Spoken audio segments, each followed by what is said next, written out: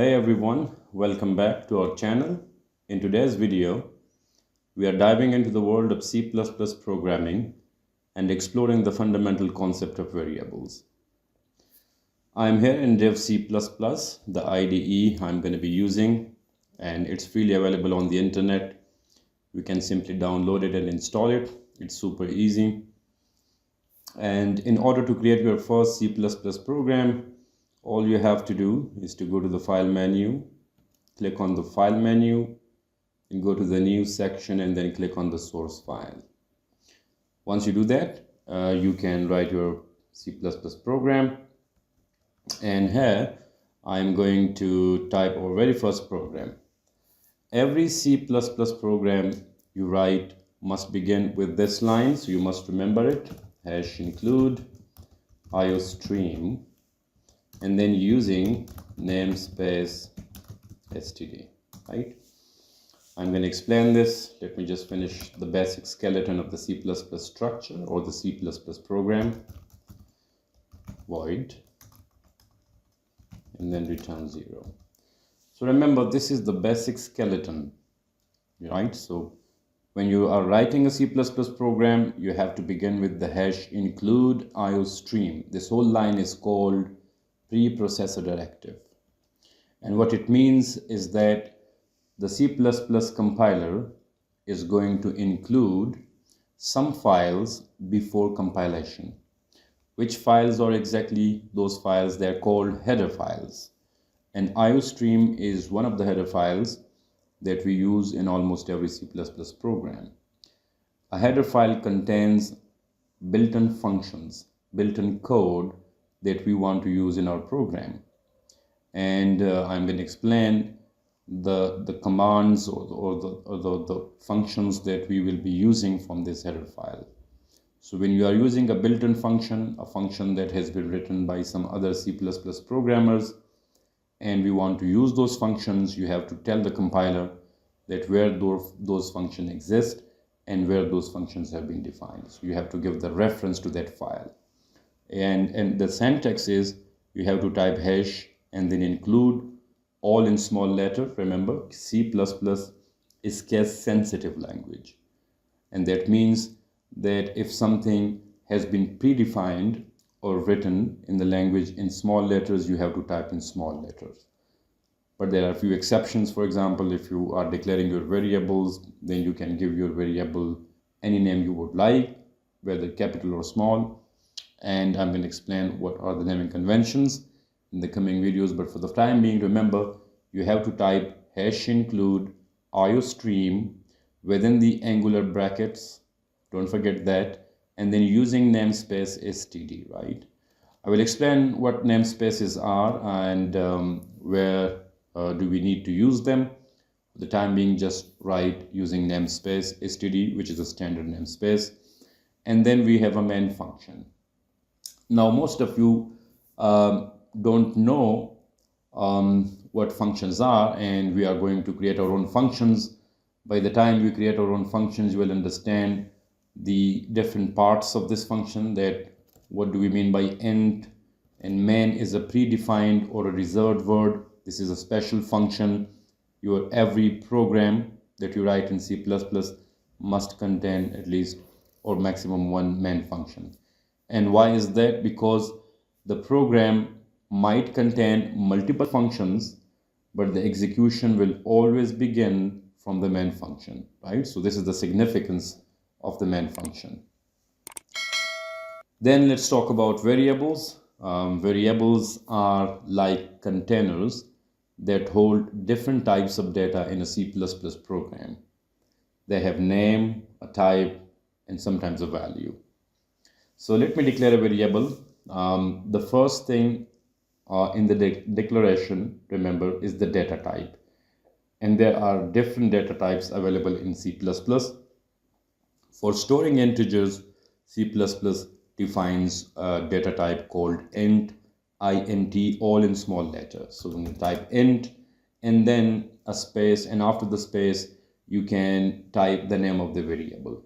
Now you can give it any name, but the convention is that the name should be more meaningful so that it it conveys the message that what kind of value is stored in the variables. I'm going to call it number. You can call it XYZ, but those names are not very meaningful because X doesn't say anything or Y doesn't say anything that what kind of value it's going to store.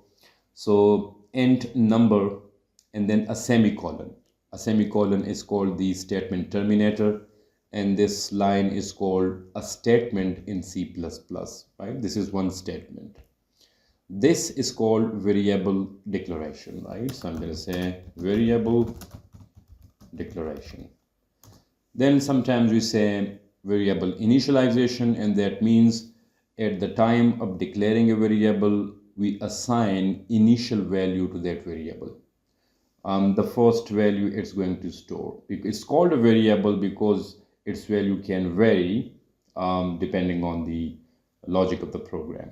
So let me create another variable and let's call it number. I'm going to put 2 without any spaces and then assignment operator and then the value 100, right? This line is called variable declaration and initialization. We are declaring a variable, telling the compiler that we need to reserve a storage location in computer's RAM. We are calling it number, and we are also storing the initial value of 100 in this variable. Now I've initialized number 2 with 100. What do you think is going to be the value stored in number 1, right? It's called garbage value because I have not assigned initial value to this variable. So whatever value is left on that location, that memory location in RAM, that will be the default value of this number, right? In order to display the values of the variables on the console window or the screen of the monitor, we use cout statement, right? Or cout command.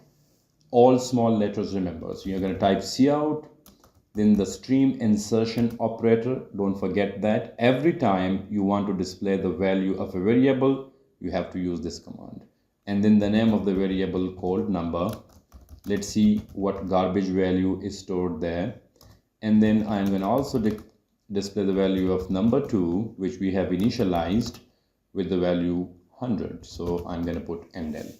Endl means this is the end of the line, and move the cursor. Cursor is this blinking line to the next line, right? So the cursor will be moved to the next line. Again, when the value of the number is displayed on screen, endl will take the cursor, this blinking line, this blinking bar, to the next line in the display, right? So once you finish writing the code, all you have to do is to save this code, and this code that we have written is called a source code, right? This all is called a source code.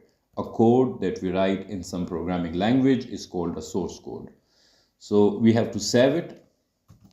Once you click on Ctrl S on the keyboard, you can also go and click on File menu and then hit the Save command and give it a name, for example, lesson 02 or whatever, and then click Save button. This program is saved on the hard drive. Now we need to compile this program. And compilation is the process of converting a source code into object code. Object code is the code in the context of C++, a binary representation of this code.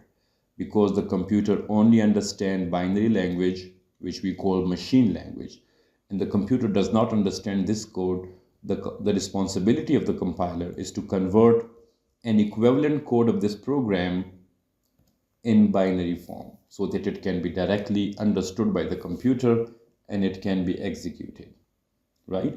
So first you have to write the code, then you have to save the code on the hard drive, give it a name, and then you have to compile it. For compilation, we have these buttons on the toolbar. This button is called a compile, and the shortcut key for compiling a program in div C++ is F9. So you can hit F9 on the keyboard, or you can simply hit this button. Remember that this source code will only be converted into binary if it does not contain any syntax error. What is a syntax error? Every language, like a human language, has some set of rules and regulations. When you are writing an essay in English, for example, you have to follow certain rules. like at the end of every sentence you put a full stop, and then semicolons and commas to separate different items. The C++ language, which is a formal language or a computer language, has its own set of rules, and we call the grammar of the language, C++ language is syntax, right? So if there are no syntax errors and you hit compile button, it will be converted into binary. But in case if there are few syntax errors, the compilation will fail, but it will give you the list of errors we made in the program. So let's compile the code. I hope we don't have any errors. How do we know that? Here in the compile log, you can see there are 0 errors and 0 warnings. And it's a good thing because we have not violated any rules of the language. The third step is to simply execute this program or run the program to see the output. And the output is going to be the value that is stored in number 1. It's a garbage value because we have not initialized this first variable to any initial value. And the second variable has been initialized to 100, right? So let's compile the code. We'll compile it again, no error, no warning, and let's execute the program. And for execution, we have this button on div C++ toolbar, and the F10 is the shortcut key. So let's execute the program. And the default value for integer number 1, the first variable, is 1. We did not initialize, we did not give it initial value, but this is the default value. It can be anything, remember, it may not always be 1 if you do not initialize your variables in C++. That's why we call it a garbage value. Whatever value was available there in that particular memory location has been picked up and assigned to this variable. And the second variable was initialized with 100, and you can see the value 100 here. Let's hit any key on the keyboard to close this output window. If I initialize this variable as well, I'm gonna simply come here and put an assignment operator. Don't be confused with assignment inequality. This is not equal sign. It's equal in mathematics, but in the language of C++, it's called assignment. Assignment means take the value to the right hand side of the assignment. This is assignment, this is the right hand value, and put that value in this left hand variable, right? And this is also again declaration and initialization, because both of variables have been declared, this one and this one too. Variable declaration and initialization. Initialization simply means we have initialized it with some initial value to begin with. So every time you make changes in the code, as I've done here, I've assigned 200 to the first variable. You have to save changes. So go to file menu, click save, or simply hit Ctrl S key on the keyboard and then recompile the program so that a new binary code is generated, and then execute the program. As you can see, the first variable contains the value 100 and the second variable contains the value, the first variable contains the value 200 and the second variable contains the value 100. And you can see that on the screen. Remember, the order is very important. We output the value of the first variable, so you see the output of the first variable, and then using cout for the next variable, which is number 2, so we see the value 100 on the second line. Thanks for watching. If you found this tutorial helpful, don't forget to like, share, and subscribe for more programming tutorials. And let us know in the comments section what topics you would like us to cover next. Until next time, happy coding.